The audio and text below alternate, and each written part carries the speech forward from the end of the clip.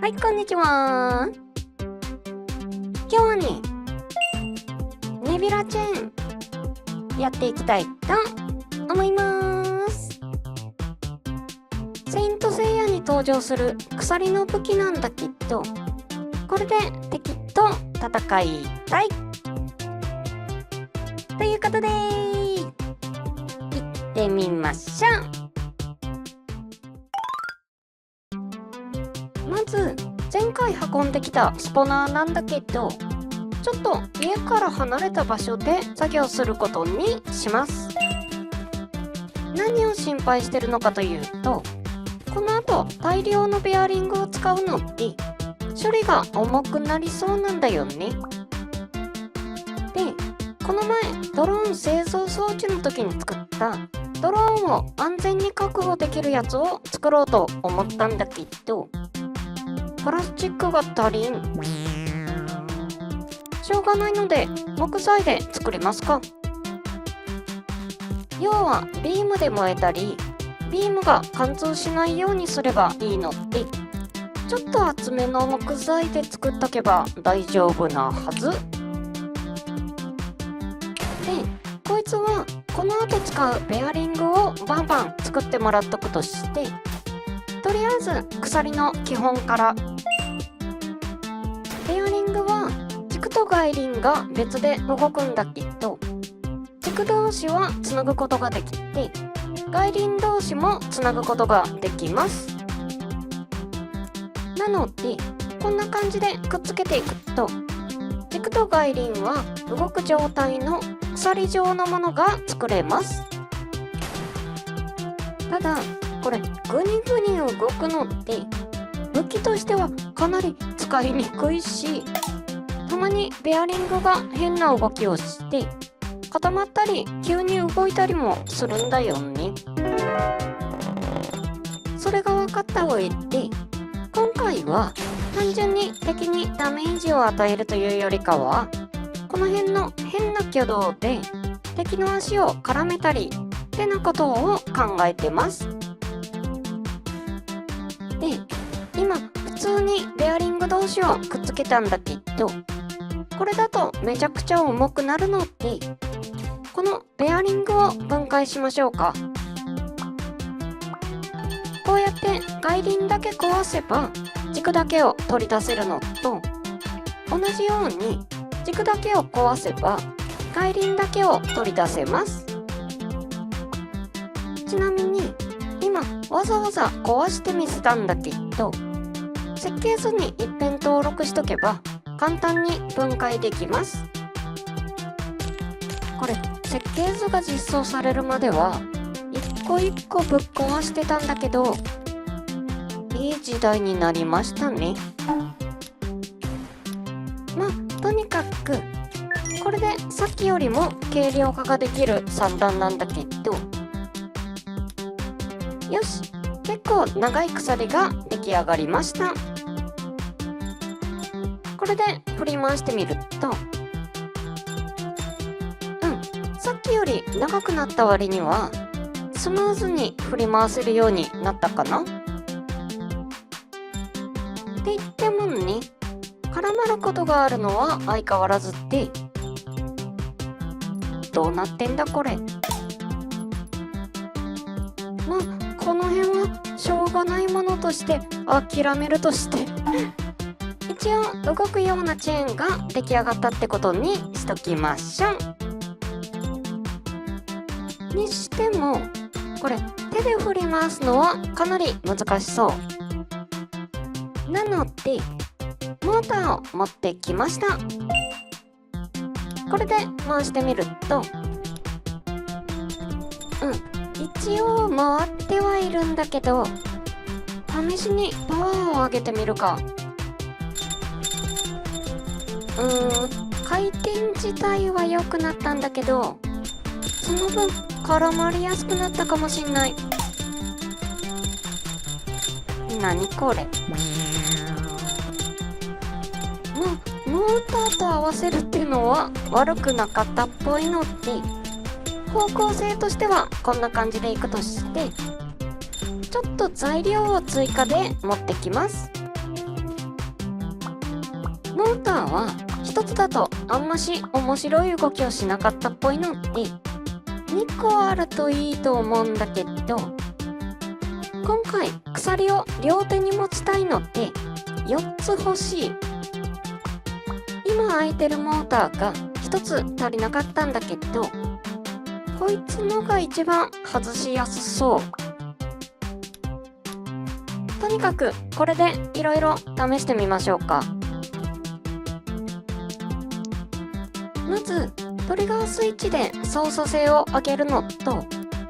この辺にモーターをさらにもう1個追加したいんだけど、ここで注意点が1つ。ベアリングは電気を通すんだけど、モーターの本体は電流を通さないんだよね。一瞬 LED が光るようなシーンもあるんだけど、これはベアリングのせいでモーターの軸が逆にねじれて、それで一瞬発電モードになってるだけですね。とはいえこれは解決方法も分かってて、さっきのモルガの時に作った両軸化モーター、これみたいに逆側にも軸が通ってって、そこに外輪がくっついてれば電流を流せるようになります。これで試してみると、思ったような面白い動きをしないな。いや、逆に面白いか。なんか動きが悪くなったっぽいんだけど、モーターが2つになったので電力が分散されてんのかな。ちょっと電力とかつなぎ方を調整してるんだけど、言うことを聞いてくれないのは相変わらずとして、期待してたように不規則な動きはしてくれるようになったかもしんない。ただもっと暴れるような動きをしてくんねえかなってなところで、高反発ゴムをくっつけてみるとどうなるか。高反発ゴムは単体で地面に叩きつけた場合はこんな感じなんだけど、複数くっつけた時には結構理不尽な動きをするんだよね。っていうか、どこ行った？とにかくこれで結構面白い動きになるんじゃないかってなところで、鎖にくっつけてみると、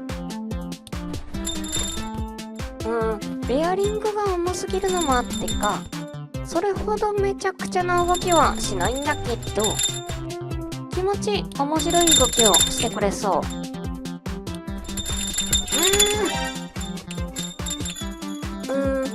恐れてたことというか予想してた現象なんだけど、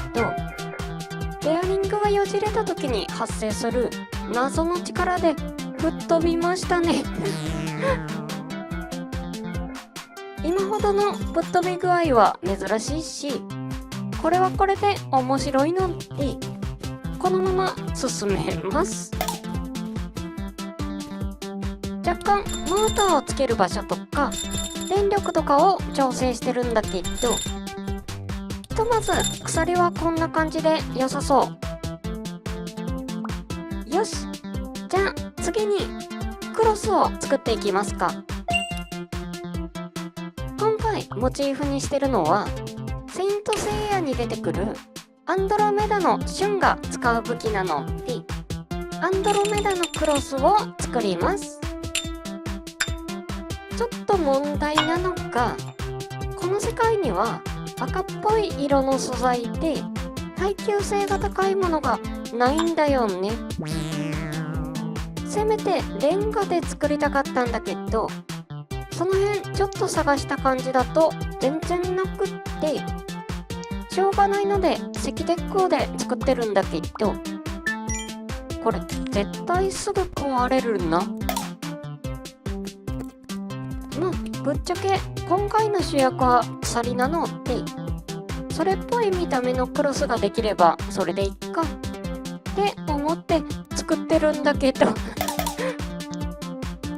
ちなみに原作とアニメ版で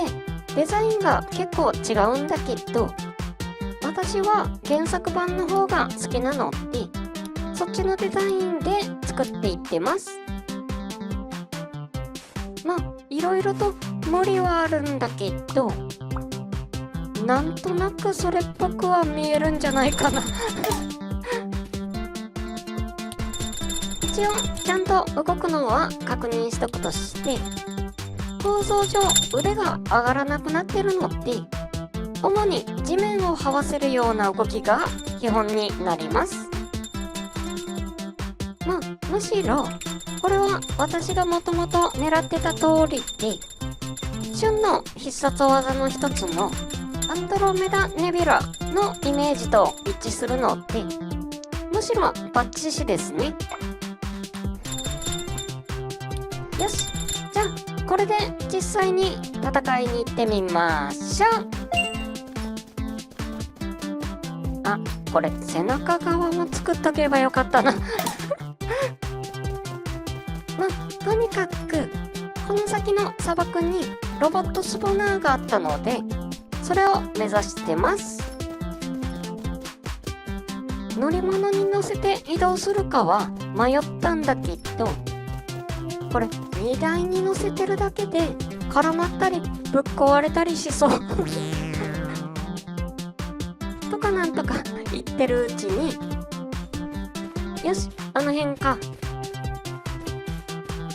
思ったよりも距離があったんだけど、これで戦えるかどうか。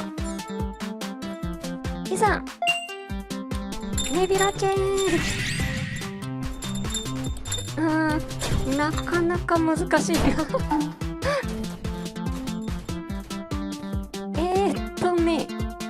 もともとまともに操作できる代物ではないとはいえ、絡まって動かなくなることもありますねおまけにクロスの方も石鉄鋼なんかで作ってるせいで一発食らうと壊れちゃうのでこれはさすがにもうちょい実用面と折り合いをつけた方が良かったかも。とはいえ足元にうまくヒットすれば転倒させることはできますね。